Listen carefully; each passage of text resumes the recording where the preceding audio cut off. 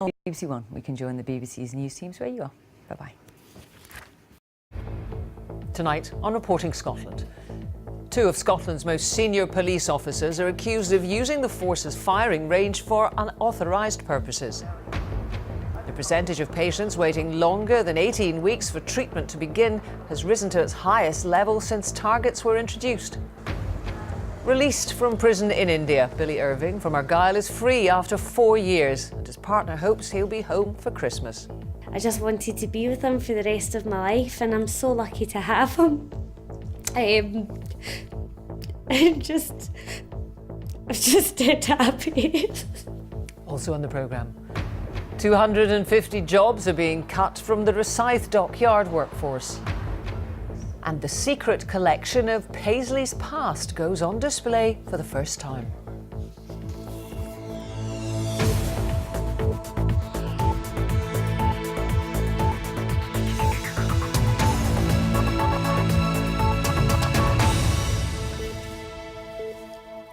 Good evening. Two of Scotland's most senior police officers have been accused of using the force's firing range for unauthorised purposes. The allegations surround Assistant Chief Constable Bernard Higgins and Superintendent Kirk Kennell. Both have been suspended along with two other colleagues. The details emerged on the day the embattled force created a new role to oversee professional standards. Our Home Affairs correspondent Riva Alderson reports. The BBC has learned two of the senior officers suspended last week are accused of using the force firing range for unauthorised purposes. Kirk Kennell, the head of armed policing, and one of the force's most high-profile officers, Assistant Chief Constable Bernie Higgins, who was in charge of anti-terrorism and public order. The range at Jackton near East Kilbride should only be used in controlled circumstances by trained officers. That means it should have been off limits to the men who aren't firearms qualified. The revelations came as a regular meeting of the Scottish Police Authority, which oversees the National Force, was underway in Stirling. It's a time of rare turmoil, with the Chief Constable on special leave and other senior officers suspended pending separate investigations into their conduct. As colleagues know, ACC Bernard Higgins was suspended on Friday evening along with three other officers. The man in charge of the force had signalled his intention to bolster the senior management team. Today he did just that. I think the application of suspension is something we take very seriously. Alan Spears is one of two new Assistant Chief Constables. He'll be in charge of professional assurance and standards. It's a move the Deputy Chief Constable says is significant at what he admits has been a challenging time for the force. We know there's a legitimate concern at the moment in regard to the conduct of police officers and staff and also our ability to handle data appropriately. So I've created this new command. Alan Spears is a very experienced officer. He currently heads professional standards for us, and that command will be professionalism and assurance. And I think that will hopefully give the public and the wider community confidence. The SPA was told the force is giving its full cooperation to all investigations, but officers wouldn't comment on any of the inquiries. Well, let's go now to our Home Affairs correspondent, Riva Alderson. Riva, another day in which Police Scotland has been in the spotlight. Yeah, and it's not going to get any quieter tomorrow, Jackie, because the Justice Secretary, Michael Matheson, is to make a statement on the situation at Police Scotland to Holyrood. Now, the Tories have already called on him to give some clarity to the situation. They say he has got to get a grip on what they say is the chaos afflicting the force, and Labour say that Michael Matheson has been posted missing in recent days, citing operational difficulties.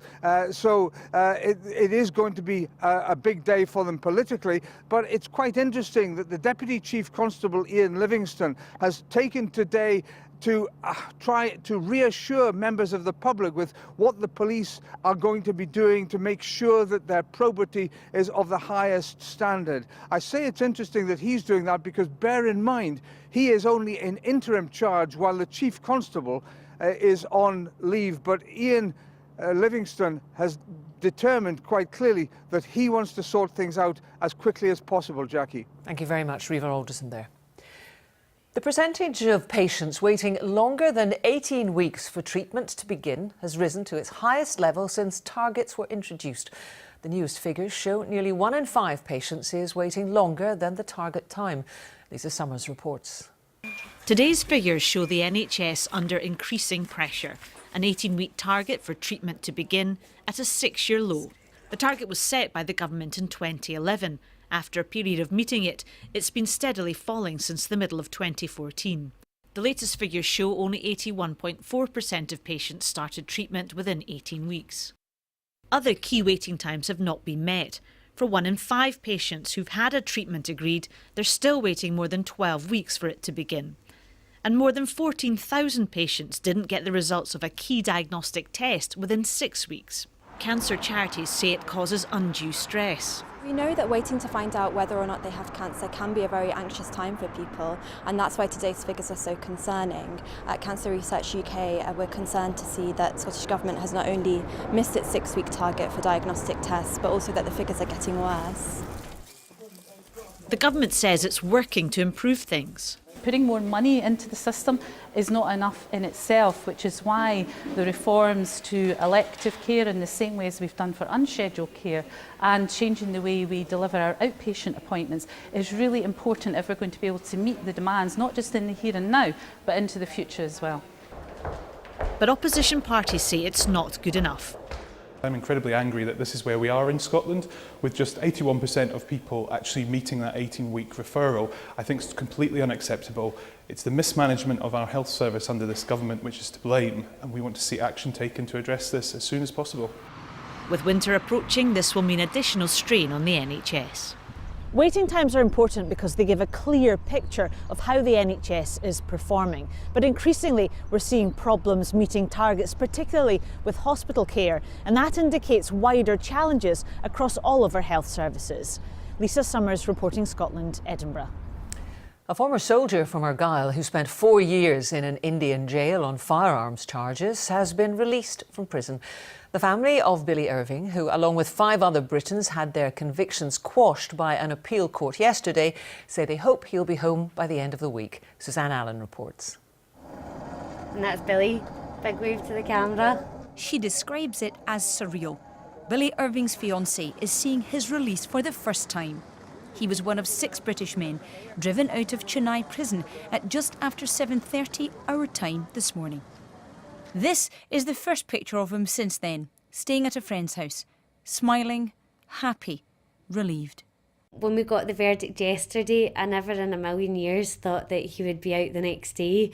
And then to get the phone call this morning from Billy himself to say that he was out, he was in the embassy, he was enjoying a beer with all the embassy staff and just celebrating the release was just phenomenal. In October 2013, Billy and 34 other men were arrested on board a ship in India for the illegal possession of weapons. The crew said their documentation was legal. They were there on anti-piracy work. The Indian authorities put them on trial and then in jail. Conditions were grim. Billy had been drinking the water that was provided for him, which then led him to have dysentery and to be hospitalised for quite a bit. He lost over 4 stone and was really, really ill. They have to sleep on concrete floors. They have no beds. It's rat infestation, snake infestation, and really, really dirty. Billy and Yvonne have a 2-year-old son. He's seen his dad just 3 times. Yvonne wants him to know and love Billy the way she does. I just wanted to be with him for the rest of my life, and I'm so lucky to have him. I'm just dead happy. The family say if it all goes to plan, he could be home this week. As long as he's home for Christmas, that is really what I'm aiming for at the moment. Anything before that will be phenomenal. It'll be so good. The Indian authorities could still appeal the court's decision. Suzanne Allen, reporting Scotland. Well, what does happen now? Mr Irving and his fellow Britons have been set free. The BBC South Asia correspondent Sanjoy Majumdar has been following events in Chennai.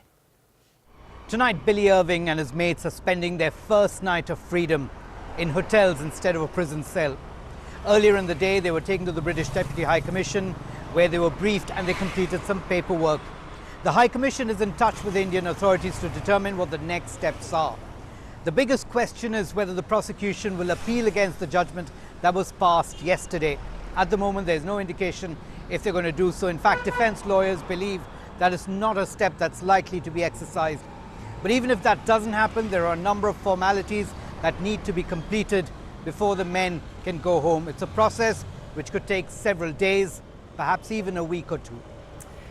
Around 250 jobs are being lost at Rosyth Dockyard in Fife.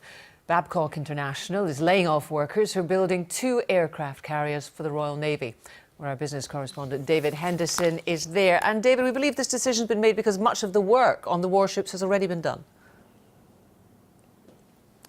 That's right, Jackie. This contract to build 2 aircraft carriers has been on an enormous scale. The cost of the contract, of course, £6 billion. And for that, the Royal Navy have 2 aircraft carriers, the biggest warships ever to have been built for the Royal Navy. At one point, the work employed 10,000 people, and 1,000 people are still employed here at Rosyth, finishing off the second of the 2 aircraft carriers. But of course, HMS Queen Elizabeth has already sailed. The bulk of the work has been completed.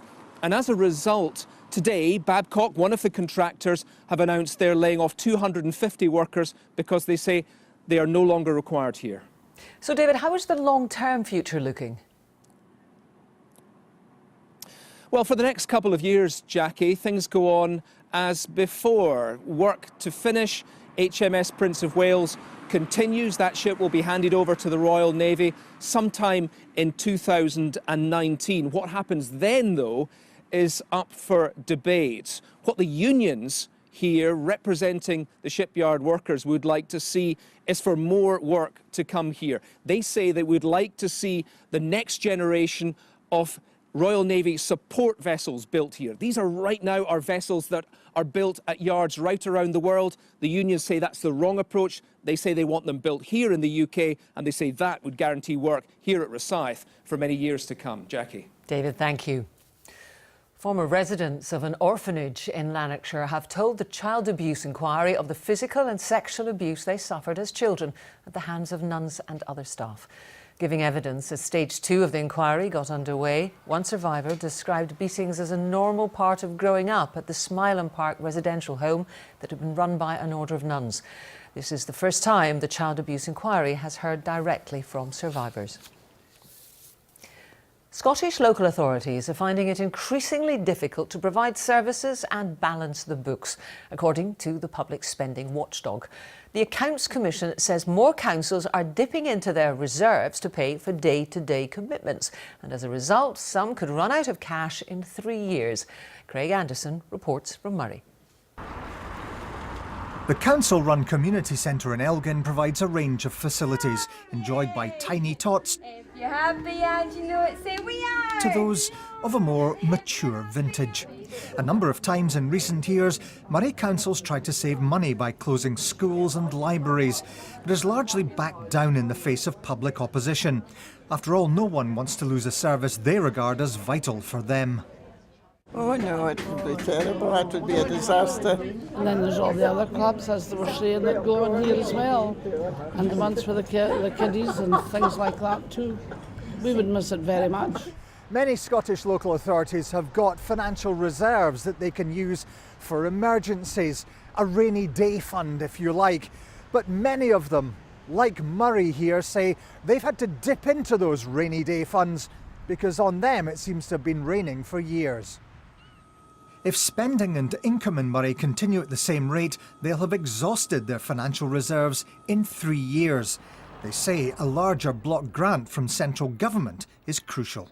We have the third lowest of the 32 regions income per head, which is ridiculous for a rural region with a population of less than 100,000, with miles and miles of roads to look after and bridges to look after. Though the Scottish Government insists the current cash settlement is fair and that overall cuts to local authority funding for the past year amounted to just 1% of councils' total budgets. I'm accepting that it's a challenging financial situation for Scotland's public services, but I say again that this is arising from UK budget cuts to Scotland, and within that context, we've tried to protect public services as best we can, and that includes local government. Meanwhile, the Scottish Government will unveil its budget for next year in just over a fortnight. Then councils will know how much they'll have to play with and how much pain they may have to inflict. Craig Anderson reporting Scotland, Elgin. So that's the picture in Murray, but how difficult could finances get for any of the country's local authorities? Well, I'm joined by our local government correspondent, Jamie McIver. Jamie, could a council actually go bankrupt? Well, Jackie, a council can't simply go bankrupt like a business can, but it is possible that a council may one day find it impossible to produce a balanced budget like they have to do by law, so would be bankrupt in that sense. Then the likelihood is the administration would resign and civil servants from the Scottish Government would have to step in to keep local services running. And how widespread is this problem of councils dipping into reserves and potentially depleting them? Well, the Accounts Commission says far more councils are now doing this, and as well as Murray, 2 other councils risked using up reserves within 3 years if the current trends continued. Now, of course, reserves are there for emergencies and exceptional circumstances. If a council needs to use reserves for normal spending, then that's a problem. But it should be noted that some councils didn't put up the council tax this year, and some of them effectively used reserves to make up the difference. Jamie, thank you. It's 7:15. A reminder now of tonight's top story. 2 of Scotland's most senior police officers are accused of using the force's firing range for unauthorised purposes. And still to come, we hear from a South African World Cup winning rugby captain on the talent in Scotland's national team.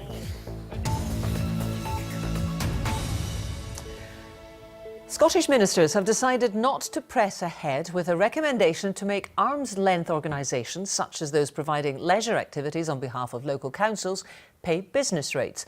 Now, the move runs counter to the conclusions of an expert review. So let's go to Holyrood now and our political editor, Brian Taylor. Brian, so what's the thinking behind this decision?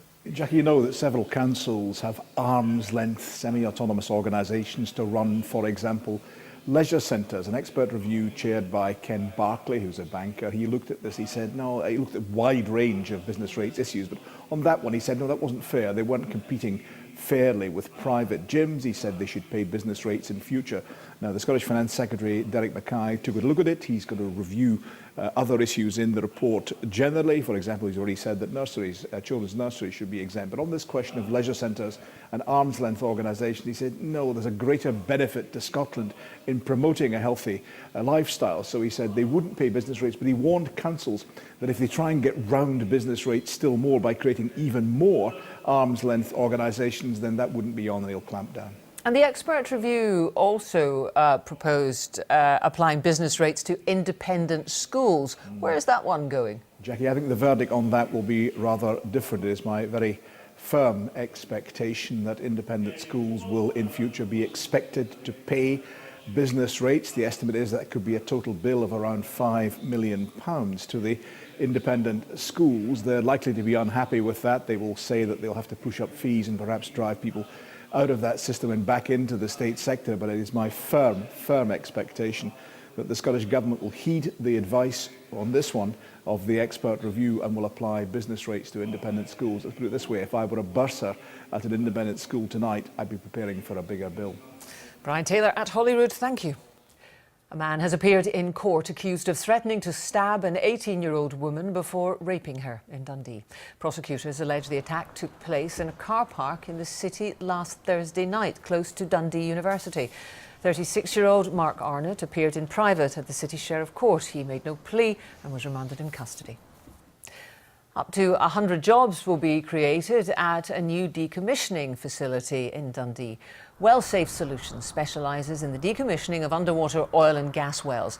It'll work alongside other companies already based at the port. Decommissioning of redundant offshore installations is forecast to be worth billions of pounds in the coming years. Police are investigating an unusual spike in the theft of Asian jewellery in the Glasgow area. The jewellery is highly valuable because it's made with 22-carat gold and carries no hallmark, making it difficult to trace. Since July, there have been 44 reported housebreakings, mostly in Newton Mearns and Rob Royston, with more than £600,000 worth of cash and Asian jewellery stolen. Detectives say they're following several leads. It certainly appears it's a very experienced crime group that are carrying out these crimes. They're very specific about the addresses they break into and the property they're taking. They are not taking any other high value items from the house. They're targeting only the gold from these houses. So I would say they're very experienced in what they do. A former Scotland striker and his ex-Dundee United teammate have lost an appeal against a civil ruling that they raped a woman. Appeal judges held up the ruling that David Goodwillie and David Robertson raped Denise Clare at a flat in West Lothian on New Year's Day in 2011. The player claimed the sex was consensual. A police investigation was carried out and no criminal prosecution took place.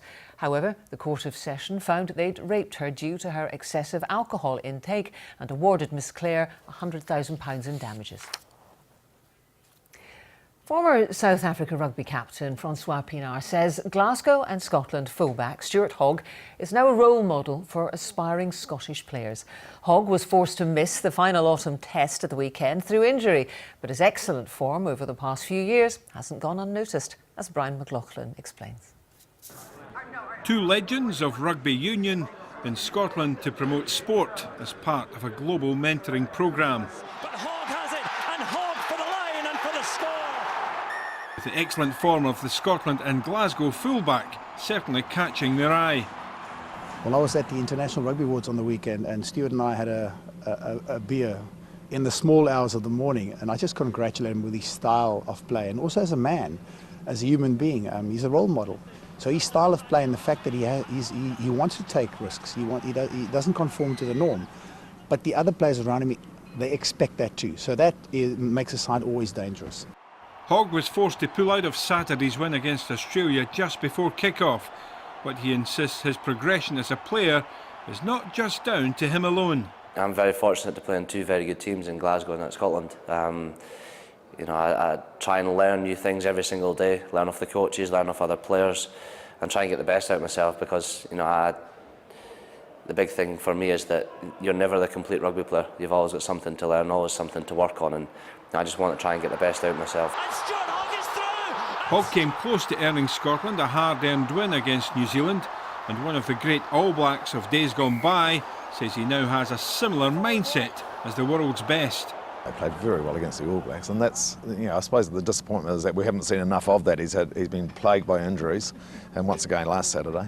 But yes, he's going to get better and better, and that's another thing that I like. And that's what you see with the All Blacks. They prepare better than anyone else, and with preparation comes sacrifice. And a lot of players, especially in the north, haven't been prepared to make that sacrifice, and now they are. Hogg's injury may mean he will miss the next few weeks for Glasgow, with the nation hoping he'll be fully recovered by the time the Six Nations campaign begins early next year. Brian McLaughlin reporting Scotland. Scotland's first museum on the high streets will open to the public this week. I don't think you'll be able to buy much, but tens of thousands of items from Paisley Museum collections will be stored there. Our arts correspondent Pauline McLean can tell us more. Beneath Paisley High Street, a different sort of store is preparing to open its doors. This purpose-built museum store will house tens of thousands of artefacts from Paisley's past. Or like this Syrian glass from 200 AD, objects collected by Paisley people. I was surprised when we opened boxes up and found them. I don't think they've ever been on display before, you know, and so a project like this has really sort of opened up the doors and created a lot more access to the objects that we have. Many of the objects were donated by Paisley's mill owners, including the Coates family, who also gave the town its museum. And when that closes next summer for a multi-million-pound refurbishment, this new facility will become even more important. It's a secret in that probably a lot of people in Paisley and Renfrewshire don't know that they have it, but it's a collection that we want to share, and we want to make it known that, you know, this is everyone's collection and that everyone should be able to access it. And with just over a week until Paisley finds out whether it's won the chance to be UK's City of Culture in 2021, The new store in the heart of the high street sends out an important message. We have a massive cultural history from arts, our textiles obviously. We have a history of music, but I also think within these stores you have some of the socio-cultural history, and I think that's something that we haven't been able to display as well because of the limits. And I think that being able to see this as your social cultural heritage, and here it is, it's what the bid is all about. Polly McLean reporting Scotland, Paisley. Time for the weather now from Judith. Thank you very much, Jackie, and good evening to you. Well, a cold few days lies ahead. So cold that the Met Office have issued a yellow be aware warning for ice across the northern half of the country. But actually anywhere is at risk of ice where surfaces are damp or wet, something to be aware of both tonight and first thing tomorrow. So a lot of dry weather though in the forecast tonight, and a widespread frost as well. But we continue to see those showers pushing into the north, increasingly turning to snow even to lower levels as we head through the course of the evening and overnight period. Some of those showers just fringing the east coast, and windy along the east coast, windy in the north as well with lighter winds inland. Typical lows tonight for around about freezing in our towns of cities, but as low as -3 in some rural parts, just a little higher towards the coast with that breeze. So we look at the pressure chart, you can see high pressure to the west, low pressure to the east, but that high gradually slips southwards. Nothing's moving too fast as it does so on Friday. We'll see things turning a wee bit milder and cloudier, but again, it's weather in slow motion. And that's what's happening tomorrow. A lot of dry weather, plenty of sunshine as well from first light across a good part of the country, but those brisk winds keep piling in showers across northern Scotland, and there'll certainly be a wintry flavour to those showers, even some snow to lower levels as well, but some brightness in between times. Temperatures inland struggling up to around freezing, maybe not getting much above at all, so it will be cold everywhere. Winds brisk along the east coast, across the north, the west coast as well. Inland lighter wind, but plenty of sunshine. The best of the sunshine destined for Lochaber, North Argyll and down towards the southwest, and we lose any showers from the eastern borders. So as we approach what is now an early dusk, nothing really changes. Dry, a widespread frost setting in. Those showers keep coming into the north. I think there will be a risk of ice once again tomorrow night, so another chilly one. But on Thursday, the isobars open out a wee bit, so not as windy. Still brisk winds along the east coast. Those showers still affecting northern Scotland. Again, we could see some snow to lower levels as well. Plenty of dry, sunny weather too. But you can see the temperatures will be that wee bit lower on Thursday as well. That's your forecast. Thank you, Judith. And now a reminder of tonight's main news. 2 of Scotland's most senior police officers have been accused of using the force's firing range for unauthorised purposes. It comes on the day Police Scotland created a new role to oversee professional standards. And that's Reporting Scotland. From all of us on the team, good evening.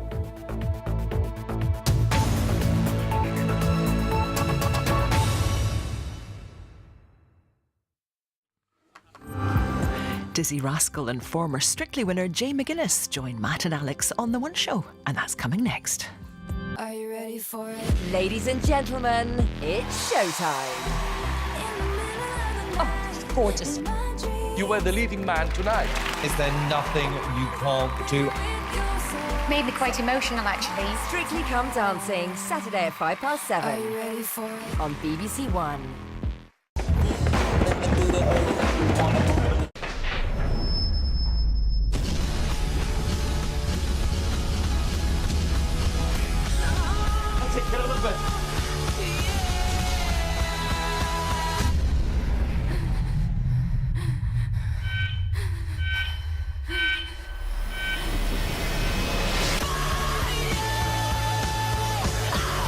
Holby City, a heart-stopping 2-part special